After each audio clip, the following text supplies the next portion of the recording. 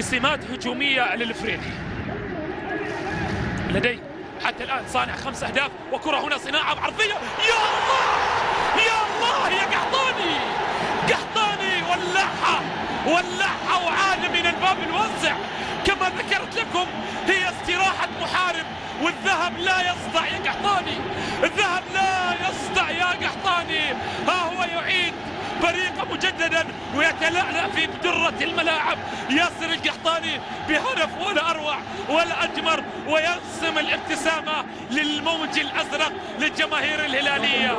100% القحطاني عاد كما كان ويتألق كما كان، والتحية للجماهير الكبيرة.